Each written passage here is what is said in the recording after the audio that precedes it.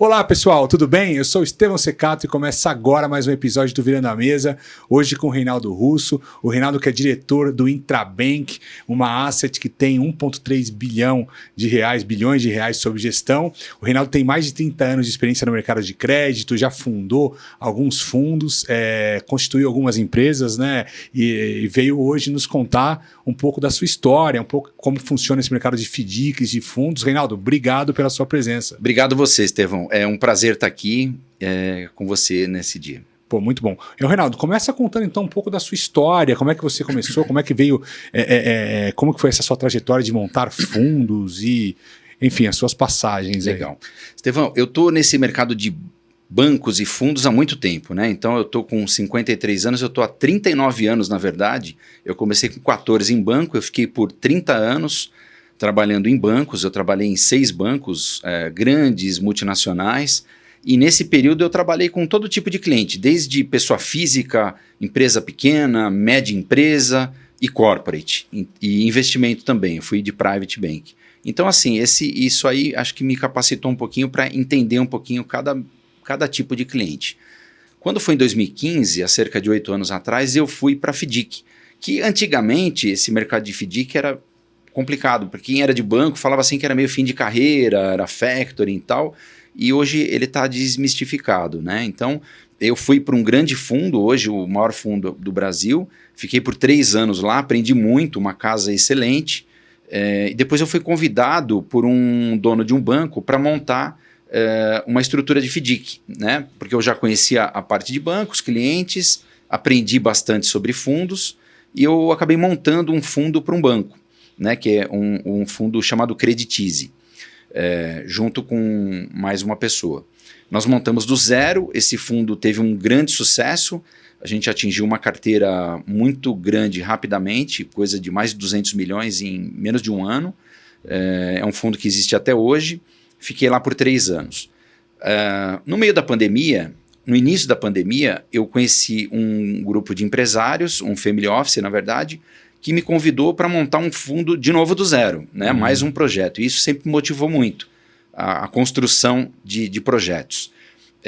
Eu comecei em 2020, no meio da pandemia, foi um grande desafio. Nós começamos em julho de 2020. Por um lado, era bastante desafiador, porque assim, a gente começou uma empresa no momento em que estava todo mundo em casa, né? Quer dizer, uma empresa do zero. Mas, por outro lado, eu já sabia quais segmentos estavam dando problema, quais segmentos tinham travado, e eu entrei em bons segmentos, né? A gente fez escolha por segmentos de alimento, embalagens e segmentos que estavam bem. Então, eu entrei meio que pós-pandemia sem problema de crédito. A gente constituiu a empresa em 2020, ela já existe há 3 anos e meio. Do primeiro FDIC vieram outros 8 fundos. Então, hoje o Intrabank Asset, ele... após o FDIC nós montamos a gestora, né? Então todo aquele processo de CVM, Ambima, tal, que é demorado. Começamos a Asset em 2021 e hoje nós temos 9 fundos sob gestão, é uma carteira total aí de 1,3 bi de PL, sendo 500 milhões de crédito para empresas. Nesse período de 3 anos e meio, o Intrabank rodou com mais de 240 empresas, grandes e médias. E nós rodamos algo em torno de 7 bilhões de reais de operações estruturadas. Interessante. Isso aí. O perfil de empresa que vocês atuam é em que segmento? A atuação do Intrabank é com faturamentos acima de 100 milhões. Só que a gente anda melhor em faturamentos acima de 300, 500 milhões. O mercado de FDIC, só para você ter uma ideia de tamanho, ele tem mais de 400 FDICs multicedentes, multissacados, que é aquele fundo que opera com muitos sacados e muitos cedentes, né? Então, nesses 400 fundos, o PL total da indústria chega hoje em torno de 40 bilhões de reais. Para você ter uma ideia, hoje nós somos mais ou menos o 20º, né, em 3 anos de história. Então, tem fundos hoje que atingem 3 bi de carteira. Tem fundos aí que estão há 25 anos no mercado, 20 anos no mercado. Reinaldo, qual que é a diferença do FDIC para factoring? Como é que funciona? Tem bastante gente que tem dúvida com relação a isso, né? A factoring foi onde tudo nasceu, lá nos anos 80, né? Assim, a factoring ela não tem uma legislação de Banco Central e nem de CVM. Então a factoring é uma empresa de fomento. ela foi o início de tudo. Todos os fundos começaram basicamente com factoring, que existem hoje.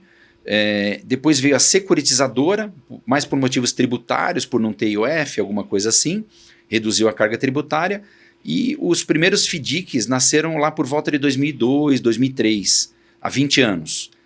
O FDIC é um instrumento que você pode alavancar, você pode captar recursos e você tem a compra do crédito, né? Então, basicamente, o FDIC ele tem 3 classes, tá? Assim, falando rapidamente. A classe subordinada, que é o principal cotista do fundo, é o primeiro a ganhar e também o primeiro a perder. Depois você tem uma classe intermediária, que é a classe mezanino, e a classe subordinada, né? A classe sênior, desculpa. Então você tem a subordinada, mezanino e a sênior. Você tem um risco maior na subordinada, porque qualquer tipo de perda no fundo atinge diretamente a cota subordinada. Se ele exaurir todo o valor da cota subordinada, ele entra na mezanino e só aí que ele entra na cota sênior. Então, se você tiver um nível de subordinação em torno de 30% e tem um fundo de 100 milhões, esse fundo tem que perder mais de 30 milhões para atingir o cotista sênior. Uhum. Por isso que o sênior tem uma remuneração menor, né? O mezanino uma remuneração maior e o subordinado é o cara que corre o risco. O risco-retorno. Exatamente. Né? E e o FDIC, então, ele faz descontos, ele só também fala assim, FDIC faz desconto de duplicata, mas não é só isso, né? Não, o FDIC, ele foi, no início era isso, ele passou de factoring para securitizadora para FDIC, e o início de tudo foi duplicata. Há 20 anos atrás, as empresas vendiam praticamente 80%, 90% o contas a receber dele era duplicata. E ao longo do tempo, as empresas foram passando a depositar em conta, então virou domicílio. Os fundos tiveram que se adaptar.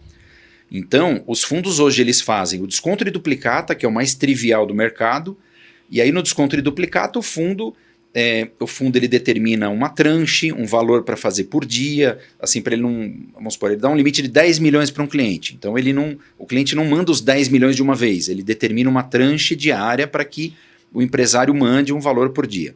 Ele vai checando aquelas duplicatas, confrontando com canhotos, e vai assegurando que aquele recebível tem boa qualidade. Esse é a duplicata. Depois você tem operações de domicílio, que normalmente são aquelas empresas que não pagam boleto, que esse domicílio, o mercado de fundos, ele faz uma comissária, que é uma duplicata sem ter o boleto, ou seja, uma duplicata entre o cliente e o fundo, que o sacado, na verdade, não está sabendo. Ele deposita na conta do cliente e ele repassa o dinheiro. Ele pode depositar numa escrow também. Pode depositar numa escrow, que aí é uma operação de domicílio. Uhum.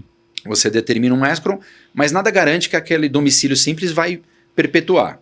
Porque ele pode fazer uma operação com você e amanhã ele manda uma carta para o sacado e fala, mude para outro banco e o risco está aberto. Então é uma operação que ela custa mais caro para o empresário por ter um nível de risco maior, né? Aí você tem uma outra operação que é um pouquinho mais segura, que é uma trava de domicílio. Essa trava de domicílio assina o meu cliente, eu que sou o fundo e o pagador. Aí os 3 concordam em caráter irrevogável, irretratável, não transferir o domicílio de forma alguma até que liquide a minha dívida. Uhum. Então aí você tem uma taxa menor para o tomador, porque o meu risco é menor, né? E aí os fundos foram entrando em outras operações. Então hoje os fundos emitem cédula de crédito bancário, CCB, emitem nota comercial através de terceiros. Então a gente tem, normalmente os fundos têm empresas parceiras, que são bancos, SCDs, que emitem essas CCBs. Então, na verdade, ela não vira o dia. Então eu emito uma CCB de 10 milhões, esse terceiro emite, eu compro aquela CCB e encartero aquela operação. A nota comercial é um produto que de um ano para cá ela está meio que substituindo a CCB porque ela não tem UF. É uma nota comercial, é a antiga desconto de nota promissória, né? Que o cliente chegava no banco e falava, eu quero descontar uma NP. Uhum. Então hoje é a nota comercial, é o commercial paper, que hoje é a nota comercial. Além disso, as gestoras elas podem fazer outras coisas também. Por exemplo, uma coisa que a gente tem feito bastante é acessado grandes empresas que hoje estão perdendo a oportunidade de agregar valor, estão deixando dinheiro na mesa, porque eles não estão utilizando a cadeia de contas a receber e contas a pagar. Mais ou menos explicando. É o fundo proprietário esse ou não? Fundo proprietário. Então, o fundo exclusivo é uma coisa que eu posso montar, esse fundo exclusivo, ou qualquer gestora pode montar e administrar, fazer a gestão para uma empresa. Então, a empresa hoje, ela é uma empresa capitalizada, ela fala, não preciso de banco, eu tenho dinheiro, e está deixando num banco aplicado a 100% do CDI, 0,90 hoje. Né? Aí ela deixa aquele dinheiro, está guardado, tal. Só que aquela empresa, ela tem um contas a receber grande e ela tem um contas a pagar grande também.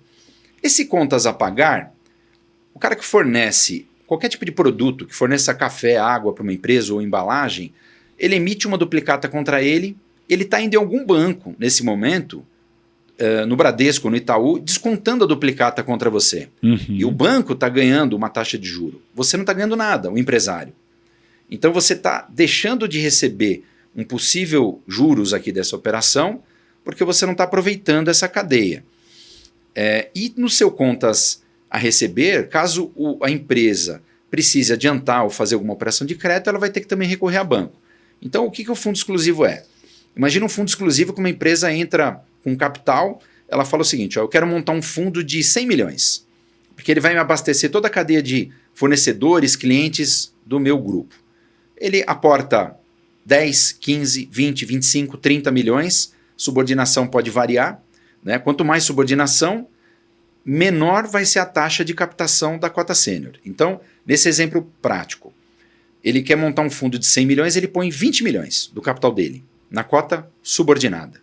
Aí ele fala, gestora, capta para mim 80 milhões. Eu vou ter 20% de subordinação, eu vou captar 80 milhões. Eu vou acessar mercado de capitais, fundos, seguradoras, outras assets, que vão investir dinheiro nesse fundo. E é normal um fundo investir no outro, uma asset investir no outro? Uma asset investir na outra, sim, é normal. É normal.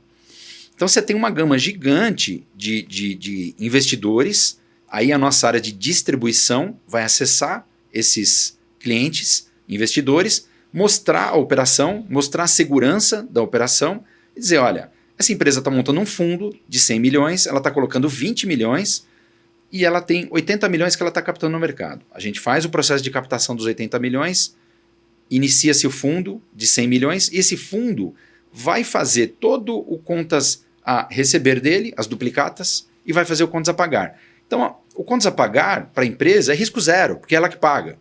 Né? Então, assim, ela pode pegar qualquer fornecedor que ele tenha, que quer o dinheiro adiantado, e esse FDIC entra adiantando o recurso. E normalmente você capta na cota sênior dos investidores numa taxa um pouco menor e cobra um pouco mais caro na operação de crédito. Né? Então, um exemplo prático, médio, você capta a CDI mais 4 no mercado e você vai fazer uma taxa de desconto hoje no nível de uma operação de desconto, 1,80, 1,70, 2% ao mês, depende do tipo de operação, depende do risco. Então, assim, isso é uma grande oportunidade para a empresa e, dependendo do caso, a nossa gestora também pode ser uma possível investidora junto com ele, para alavancar o fundo e rapidamente crescer essa operação. Fantástico, fantástico. Como é que funciona? Explica pra gente aquela questão do risco sacado. Como é que é essa operação? Está bastante sacado em voga agora, né? É verdade. O risco sacado, assim, sempre existiu risco sacado, né? Os bancos sempre fizeram operações de compra, né? Que é muito no mercado, muito mais conhecido, que basicamente é isso, né? O banco pagava o teu fornecedor, né? Existe o vendor para venda e o compra para compra. O banco pagava o teu fornecedor e financiava, te dava prazo para pagar. O risco sacado é uma operação muito boa, muito inteligente quando bem utilizada. Né? A gente opera bastante esse produto, o mercado hoje aprendeu a utilizar, porque como eu estou num segmento de empresas corporate maiores, para você ter uma ideia, as 20 maiores empresas que eu opero hoje faturam mais de 1 bi. Né? Então, eu tenho uma proximidade bastante grande com grandes empresas. E essas empresas, elas querem prazo, risco sacado. Então, hoje ela compra, vamos supor, vou te falar da cadeia de algodão, uma empresa que mexe com tecido. O mercado de algodão normalmente vende à vista, 2 dias para pagar, 7 dias para pagar, no máximo. É um mercado muito rápido, não tem prazo. Mercado de metais também, normalmente não dá muito prazo. Então, você chega lá para uma empresa que fabrica denim, calça jeans, tecido, e e você fala, olha, esse prazo que você tem hoje de 7 dias, você tem um bom crédito, eu vou avaliar o teu crédito, vou ver o quanto você vale, se vale 1 milhão, ou 5, ou 10, ou 50, eu vou te conceder uma linha de crédito e eu vou pagar o teu fornecedor à vista, você consegue um desconto pagando à vista, que você não vai pagar mais em 7 dias, você vai pagar à vista, você pode comprar mais matéria-prima, você adianta o recurso, obtém esse desconto e eu te dou um prazo. Quanto você quer de prazo? Poxa, minha cadeia, meu fluxo aqui é em 90 dias. Tá bom, eu te dou 90 dias de prazo para você pagar. Para você fabricar, vender, receber e me pagar. Então assim, eu estou pagando à vista com desconto e eu estou dando o prazo necessário para o empresário até receber o valor final. E ele vai me liquidar. Essa operação é fantástica. Desde que seja com uma empresa boa, que vale a crédito, que a gente não tenha problema, lógico, existe risco em tudo. Mas para uma empresa é uma operação bastante interessante. Muitas empresas hoje buscam essa modalidade. O empresário que quer acessar um FDIC, qual que é o primeiro passo? O que ele tem que fazer e como é que é o processo de análise de crédito do FDIC? Vamos lá. Existe FDIC de tudo quanto é tipo. Então, como existe o mercadinho, o mercado e o hipermercado, existe FDIC de todos os tamanhos. Existem fundos pequenos, médios e grandes. Os pequenos, normalmente, eles não podem ter uma concentração grande. Então, você pega um fundo de... Para parar em pé um fundo, ele tem que ter pelo menos uns 20 milhões. Em relação a custos e despesas que envolvem o processo, você tem que montar... Para montar um FDIC, primeiro você tem que ter pelo menos uns 20 milhões de capital para parar em pé. Vamos dizer que é o ponto de equilíbrio. Um fundo menor, de 20 a 50 milhões, ele acessa empresas menores. Então, empresas que faturam menos, empresas que faturam 1 milhão por mês, 500 mil por mês, 2 milhões por mês. Ele atinge essa empresa menor. Os fundos maiores normalmente operam com riscos maiores. No nosso caso, nós vamos até 30 milhões de limite por empresa, o limite máximo técnico que a gente definiu. Mas tem fundos aí que vão a 100 milhões, 200 milhões por empresa. Então, hoje você tem fundos que atingem tudo. Normalmente, os bancos atendem as empresas. Então, o que é a ordem natural? O empresário abre a conta em 2, 3 grandes bancos, depois ele começa a tomar algumas linhas, ele vai para bancos médios, bancos um pouquinho menores, e normalmente ele começa a buscar um fundo. Ou às vezes o gerente dele lá do Itaú, de um banco grande, sai, vai trabalhar num fundo e leva a conta dele. Então, o processo de prospecção, de busca de leads de um fundo, ele ocorre ou por ativamente, quando você traz gerentes comerciais de bancos para trabalhar com você, ou esse cliente ele começa a exaurir os bancos, que a quantidade também não é tão grande de bancos, você não vê novos bancos há muitos anos no Brasil, né, são sempre os mesmos, e aí ele opera lá com 10 bancos, ele precisa de mais crédito, ele tem que entrar no mercado de FDICs. Ele começa a buscar fundos com amigos, com empresários que indicam. E aí o processo de fundo é muito, muito parecido com o de banco. O processo de prospecção, visita, a intermediação de negócios, o modelo de análise de fundo hoje é muito parecido. O meu modelo hoje de análise é muito fundamentalista. A gente opera com grandes empresas, então eu analiso balanço, fluxo de caixa, DRE, a gente vai a fundo em checagem de mercado com fornecedores, clientes, bancos, fundos. E aí você tem plataformas que prestam serviço de consulta, né? Você tem diversas, a gente utiliza 6 plataformas hoje, para você ter uma ideia. Cada plataforma dessa tem 300, 400 robôs interligados, ligados a restritivos, a problemas de compliance, né? Quer dizer, hoje é muito importante, todo cliente passa por um processo de compliance duplo, tanto com a nossa gestora quanto com o meu administrador. Então ele passa 2 vezes por compliance. Se a gente evidencia algum problema de compliance, a gente não opera com aquele cliente, né? Eu já deixei de fazer negócio com empresas aparentemente muito boas, mas que tinham um problema de compliance e a gente não compactua com isso. Uhum. Né? E cada vez mais os fundos estão utilizando isso. Então, o processo de análise é feito documentação, é feita a busca de dados, se analisa balanço, faturamento, endividamento, a curva ABC de clientes, fornecedores, faz as pesquisas cadastrais, forma-se um analista de crédito. Hoje nós somos em 70 pessoas na nossa gestora. O analista de crédito ele produz um relatório. Pra você ter uma ideia, o meu relatório de crédito hoje chega a ter de 30 a 40 páginas na tela. Isso é colocado numa mesa com cerca de 10 pessoas. Que é o comitê de crédito. Que é o comitê de crédito, entre acionistas, diretores de compliance, crédito, gestora, controladoria, comercial, que eu represento o comercial, e é feita uma votação.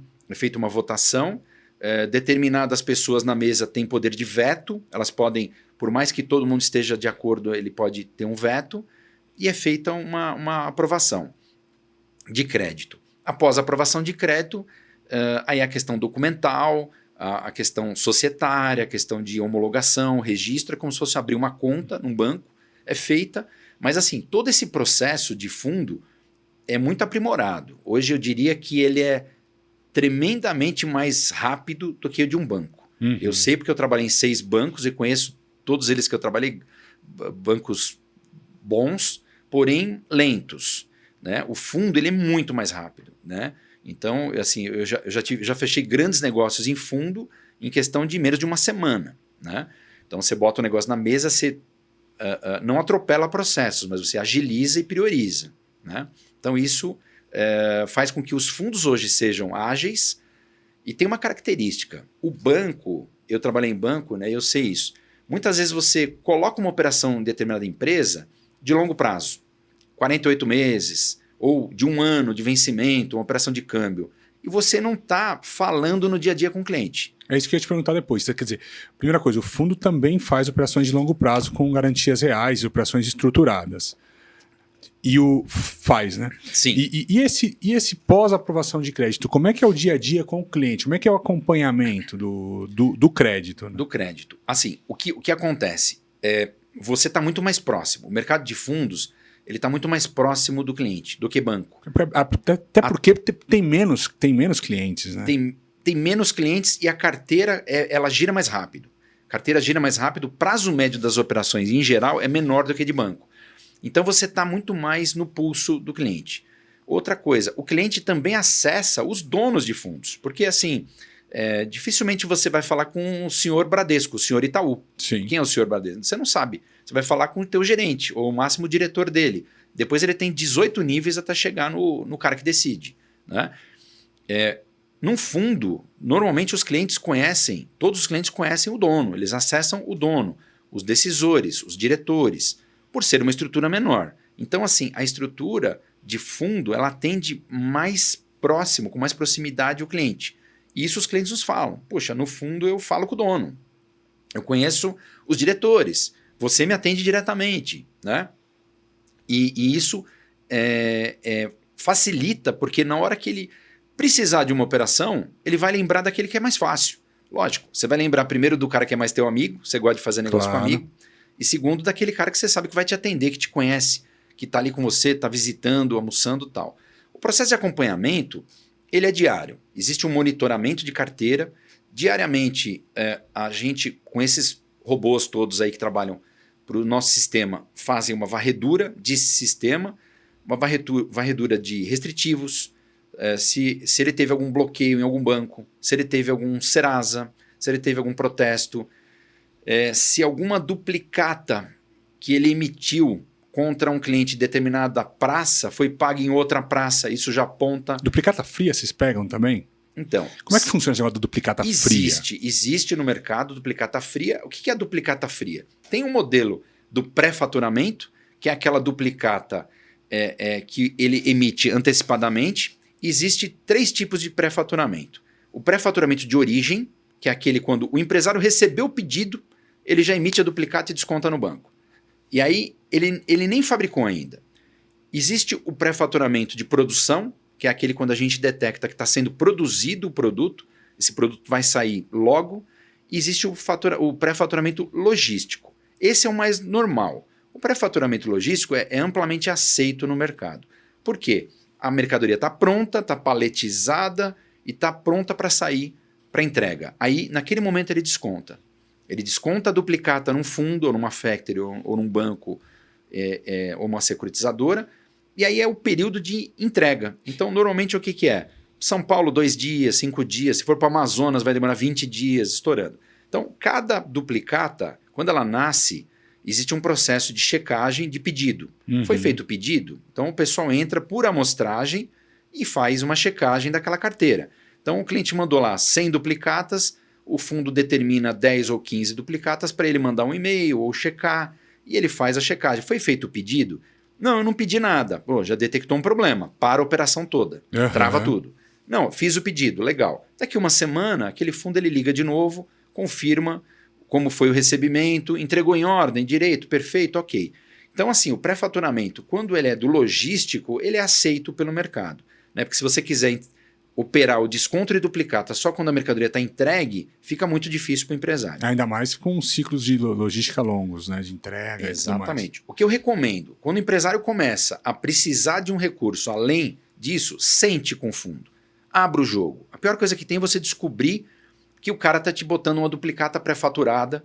Aí a duplicata fria, como você falou, a fria é aquela que não existe. Então, a pré-faturada não é a fria. A pré-faturada não é correto, mas não é a fria fria. A fria é aquela que nem existe. A fria é o golpista, existe, você pega de vez em quando algum golpista.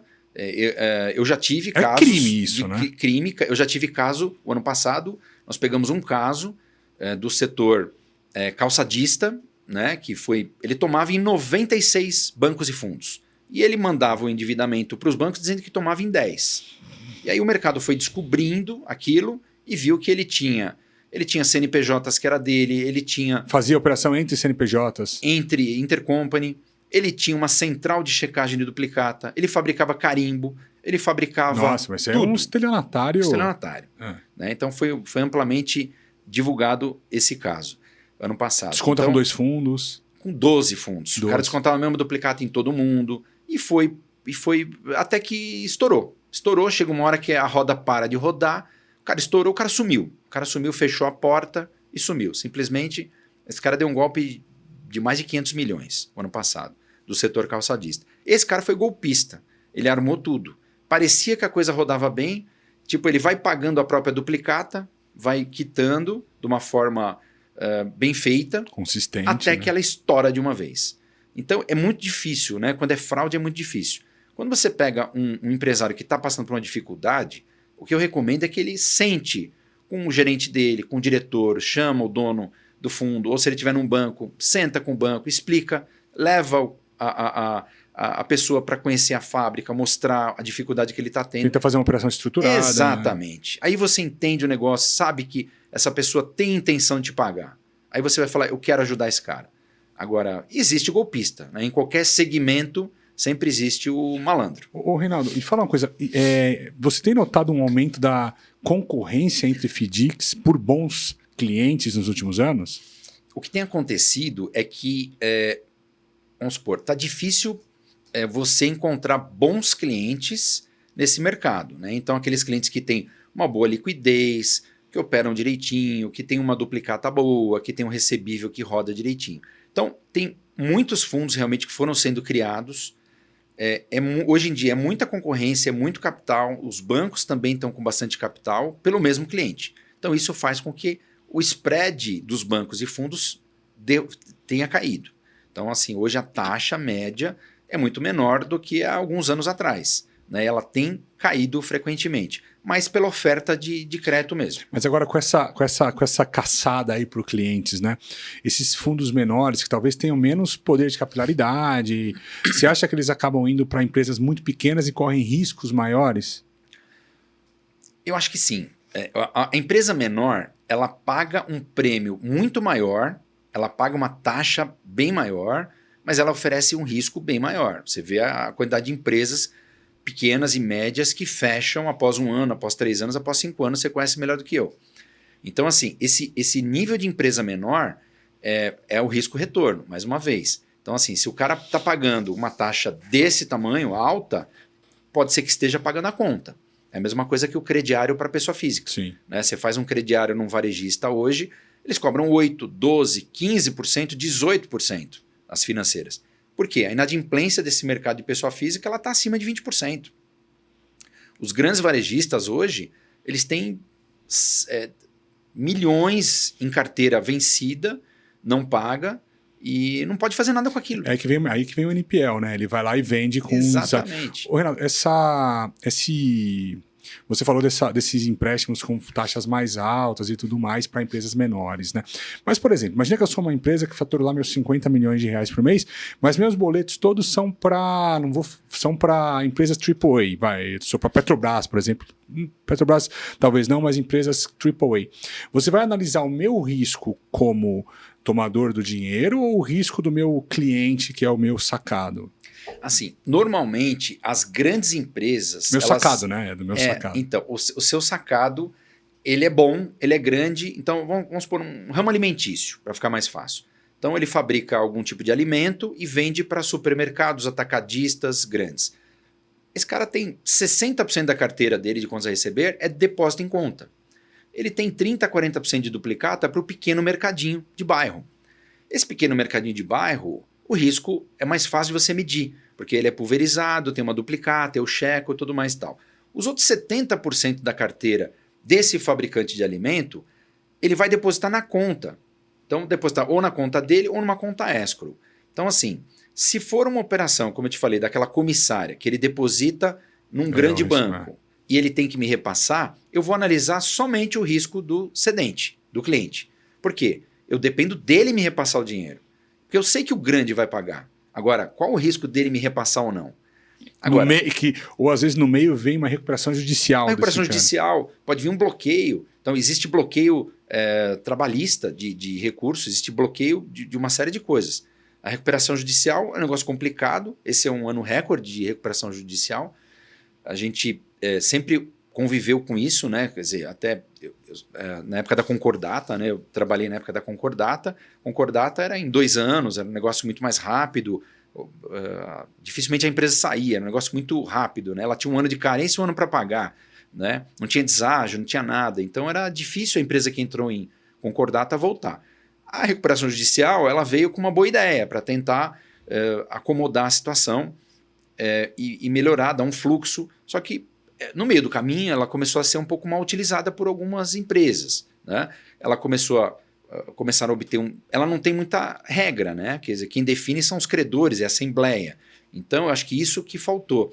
Ela tinha que ter algumas limitações, porque hoje você tem RJs com 90% de deságio, 3 anos de carência, 20 anos para pagar sem correção nenhuma. Então, ela vira pó, o dinheiro vira pó.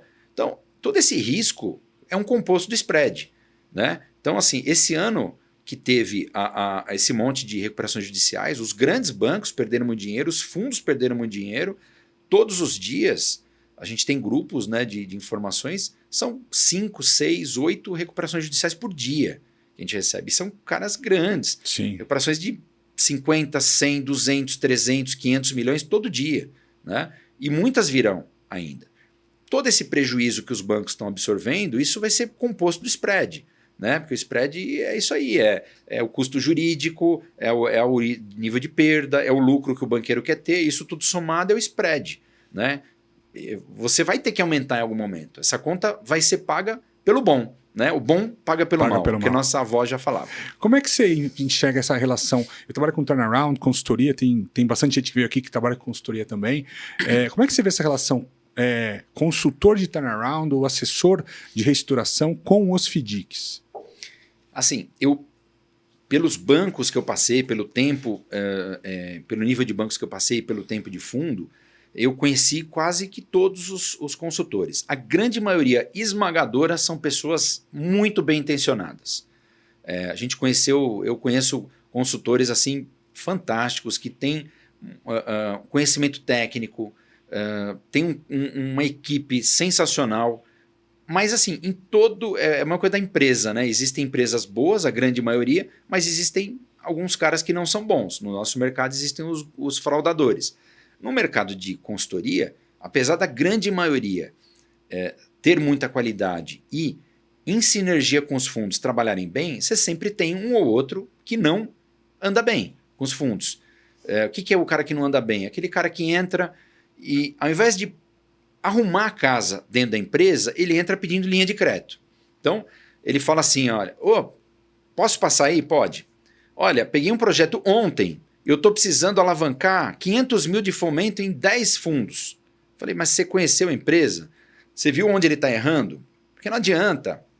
Se você ganha R$1.000 por mês e gasta 2.000, por mais que eu te dê 20 mil reais de dinheiro agora, daqui 6 meses você vai acabar com aquele dinheiro. Você tem que melhorar a tua estrutura, a tua empresa, tua compra. Você está perdendo dinheiro aonde? Alguém está te roubando? O que está acontecendo lá dentro da tua empresa? Teu produto está dando margem.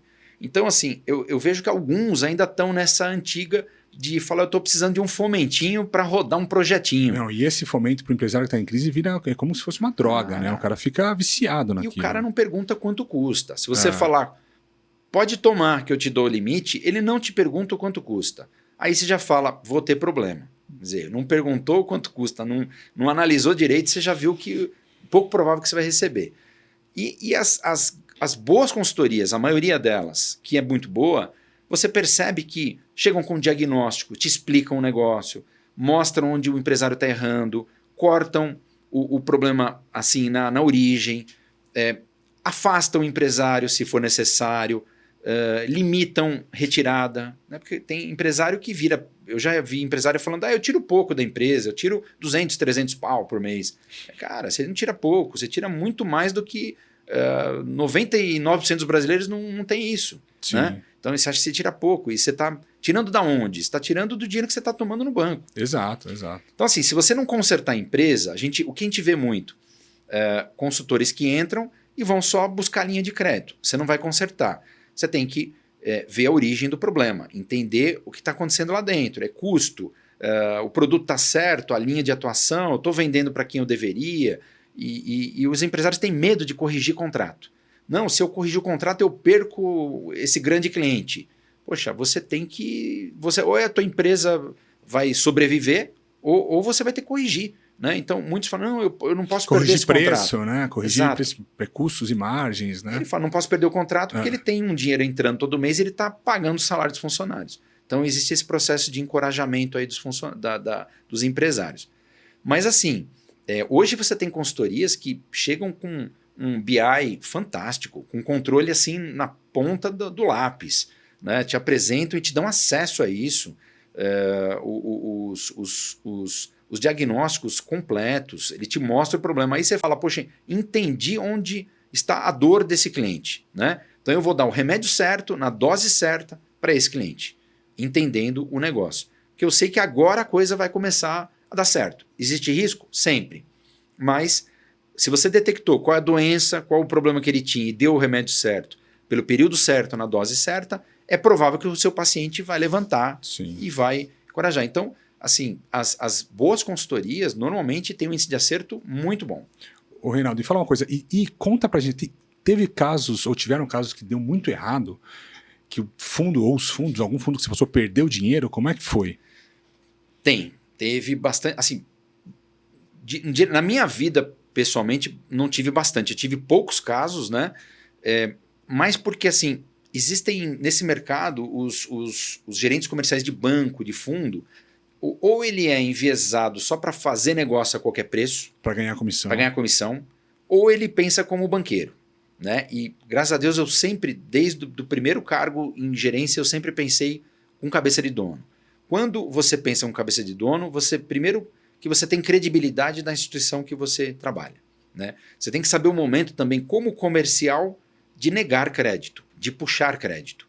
Então, para você ter uma ideia, caso prático nosso, a gente operou em 3 anos com 240 empresas que faturam acima de 100 milhões por ano.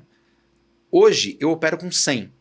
Essas 140 empresas, ou elas pioraram e eu saí do risco, ou elas melhoraram muito e voltaram a tomar lá no banco grande, com taxa menor que eu não quis acompanhar ou não tenho custo para isso, então eu não acompanhei. Só que assim, essa detecção de problema, ela não vem de uma hora para outra. Não é assim, amanhã o cliente está ruim. Não acontece. Ela evidencia sinais, ela dá sinais. Ela dá um sinal de um problema, um atraso, uma prorrogação de título, de pagamento. Então, assim, o processo de detecção de um problema de crédito, ele ocorre em meses. E se você tem uma área comercial que pensa com cabeça de dono, esse cara ele está com o pé na bola e ele consegue transmitir para o dono do fundo o que está acontecendo. O que acontece é que muitas vezes o nosso mercado omite isso. Ele não passa porque é o que você falou, está ganhando comissão, ele vai levando. Chega uma hora que de repente estourou e o dono, poxa, mas eu não estava sabendo. Mas com certeza, quando você está presente na empresa, você percebe.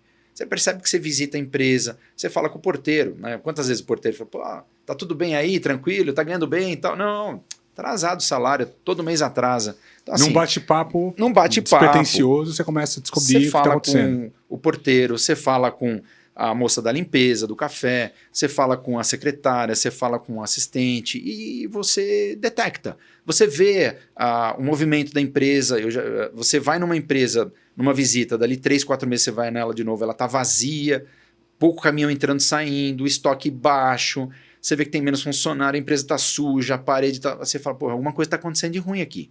Então você tem que saber a hora de sair. Essas empresas... Você tem que sair e antes de acontecer o problema, né? E com calma também, você não pode avisar também que vai sair. Então, assim, graças a Deus, a gente, nesses 3 anos e meio, nesses 7 bilhões que a gente rodou, nós tivemos 3 problemas muito pequenos mesmo, que não afetaram o resultado e a gente já está há mais de 1 ano e meio sem nenhum tipo de problema. E os problemas que eu tive, esses 3 problemas, foram fraudes. Foram pessoas que foram montando a situação, tudo mais, estavam encobrindo e a gente talvez aprende com esses erros também, né? Então, todo o processo de perda do fundo, a gente faz uma revisão daquele caso e a gente senta num comitê e fala, vamos fazer um comitê daquele caso para entender onde eu errei, o que eu fiz errado aqui, onde eu não vi, o que eu posso fazer para o próximo cliente para eu não cometer o mesmo erro. Então, a gente monta um relatório, uma ata de reunião, todos presentes, e a gente divulga isso internamente para que a gente aprenda com os erros, né? Então esse é o processo. Mas assim, não tem como você não ter problema. No pequeno fundo, ele vai ter uma quantidade maior de problema. Ele vai ter vários pequenos problemas. Só que ele cobra uma taxa mais alta e ela paga a conta. Quem opera no mercado de corporate, eu sou um FDIC corporate hoje. Esse mercado de FDIC corporate, ele tem um spread muito menor. Então eu tenho pouca margem de erro. Eu não posso errar, né? Então, eu tenho que analisar muito bem a empresa, acompanhar muito de perto para tentar detectar antes de sair. E existe aquela empresa que melhora muito. Alguns segmentos, implementos rodoviários, implementos agrícolas. As empresas desse segmento melhoraram muito. Na pandemia, nesse período, aumentaram o faturamento. E elas melhoraram demais. Empresas que tomavam em 5, 6 FDICs, pagaram esses FDICs e hoje voltaram a tomar operações em bancos, que a gente chama de primeira linha, os bancos grandes, operações alongadas com taxas menores.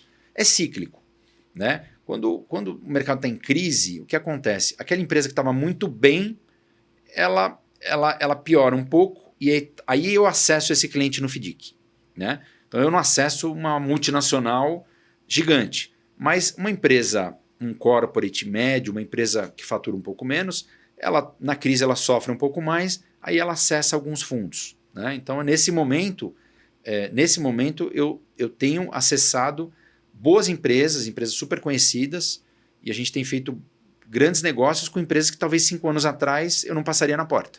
E hoje elas me atendem e eu faço negócio com elas. Ô, Reinaldo, como é que você... a gente tem aqui no Virando a Mesa, né, discutido ferramentas de superação de crise ou de volta por cima, retomada. Como é que você vê o fundo contribuindo com a empresa para essa virada de mesa, para essa mudança de patamar? O fundo pode contribuir muito. Muito por quê? Por causa da nossa proximidade, porque a gente tem hoje uma gama de produtos. Eu falei alguns, mas existem hoje FDICs que operam com duplicata, domicílio, envolvem operações de câmbio, estrutura operações de câmbio, CCBs, notas comerciais, montam FDICs para terceiros, estruturam diversas operações. O FDIC é um instrumento, se bem utilizado, muito bom. Você tem quase que todos os produtos de um banco, com muito mais agilidade do que um banco, muito mais rapidez, muito mais interação, e o empresário consegue colocar a necessidade de uma forma melhor, mais rápida, com quem decide o crédito, né? Então, eu acho que as empresas precisam acessar os fundos, contar um pouco mais, mostrar a realidade, e os fundos estão sim preparados para atender desde pequenas, médias até grandes empresas. Hoje você tem fundos para todos os segmentos e que atendem muito bem a qualquer tipo de empresa. Agora, aquela máxima, né, que a gente vê no mercado, você precisa da consultoria para acessar o fundo. Isso é mito, não é? Ou é verdade? É mito. É mito, né? É mito. Você pode, qualquer empresário pode ir direto no fundo, bater na porta, ligar, falar, olha, tem uma empresa aqui e começar a operar. O exemplo é o nosso fundo. Dessas 240 empresas que eu operei, eu tive uma empresa de consultoria. Uma. Não porque eu não gosto. Adoro consultoria. Gosto, conheço muitas consultorias. Mas assim, a gente montou com foco numa área comercial ativa, entrando diretamente nos clientes. Então assim, sendo bem feito esse trabalho ativo do fundo, ele, não que não precise, mas ele tem um caminho também para acessar diretamente. Isso é muito bom, né? Diretamente todas as empresas que eu acessei. Agora, existe também aqueles projetos que vêm de consultoria, né? E podem ser avaliados normalmente. Apesar de eu conhecer os consultores, gostar de alguns consultores, o processo de análise de crédito, ele corre como se não existisse o consultor. Sim. Ele tem que existir naturalmente como eu faço. Eu não posso baixar a régua porque o consultor é meu amigo. Isso não existe. É aquele consultor que fala, pô, tô emprestando minha reputação, tô garantindo para você que eu vou conseguir o crédito porque eu estou lá. Eu estou lá até que o dono queira. Porque o dono, eu já vi um caso, teve um caso de um dono que ele chegou para o consultor e deixou na portaria um aviso. Esse cara X não entra mais na minha empresa. No dia seguinte, ele não entrou mais.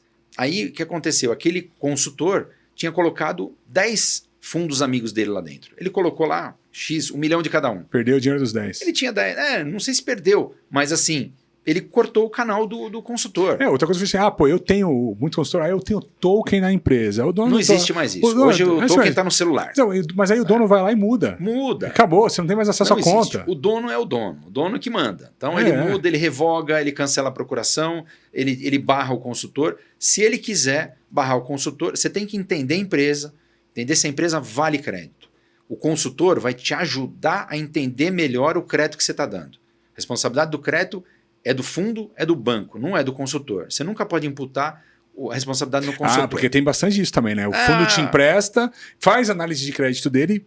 A consultoria tal me fez perder. Mas, cara, você tem sua equipe de crédito interna, você faz suas análises e você quer terceirizar a responsabilidade do teu crédito que você está perdendo? Exatamente, não existe isso daí. Então, assim, é o que eu costumo falar. Eu tenho uma loja de faca, eu vendo faca. Eu posso vender uma faca para um que passa manteiga no pão e o outro compra a mesma faca e mata uma pessoa. Então, assim, o consultor, ele apresenta a empresa, ele faz esclarecimentos da empresa, ele te dá abertura, que às vezes o dono não dá, ele chega e te conta, olha, essa empresa tem isso e problema, tal.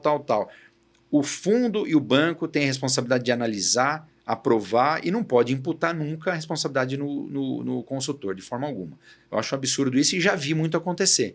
Não, o consultor X me fez perder dinheiro. Pô, você que é o bobo, você deveria ter analisado o teu dinheiro e não colocado. Não é por causa dele, você está dando para a empresa. Sim. Né? Então, você tem que dar pensando como se ele não estivesse lá. Mas se ele está lá, ótimo, ele está te ajudando. Mas pensa que ele pode não estar lá amanhã. Né? E se ele não estiver lá no D1, o que vai acontecer? Teu dinheiro está lá dentro. Você tem que entender que a empresa gera caixa para pagar dívida. Basicamente é isso. Você pega uma empresa que todo mês ela está entrando em mais linhas de banco, crescendo o endividamento para cobrir o rombo, cobrir o buraco, esse cara vai ter problema. Não tem como não ter. Né? Empresa fatura 10, gasta 12, todo mês ela vai num banco e pega 2, no outro vai 2, e 2, e 2. Ela está se alavancando. Daqui a um ano, você olha, a empresa fatura a mesma coisa ou menos e a dívida do cara cresceu 3 vezes. Vai explodir. Com a taxa de juros que a gente teve nos últimos anos e está atualmente, não tem como segurar. Então esse cara vai explodir, vai ter problema. Né? Então é inviável, a empresa fica inviável. Então a gente analisa muito isso. O nível de endividamento da empresa, de faturamento, geração de caixa, uma série de coisas. Tem empresas que você olha até 10 meses de faturamento de endividamento. Aí você fala, poxa, só de juro o cara paga 20% ao ano. Em cima de 100 milhões ele está pagando 20 milhões por ano. Ele não gera 10 de caixa. Então assim, não vai pagar a conta. É impagável. Ele não vai pagar. Esse cara provavelmente vai pedir uma recuperação judicial se for o caso, né? Ele vai tomar até onde der e vai pedir uma recuperação judicial. Ou ele vai ser vendido, se você der sorte, né? E aí você minimiza a perda. Tá bom. Pô, Reinaldo, muito obrigado, viu, pela presença, muito esclarecedor o papo. Agradeço demais. Legal. Obrigado você, oportunidade aí. Estamos à disposição. Tá ótimo. Pessoal, muito obrigado e até o próximo episódio.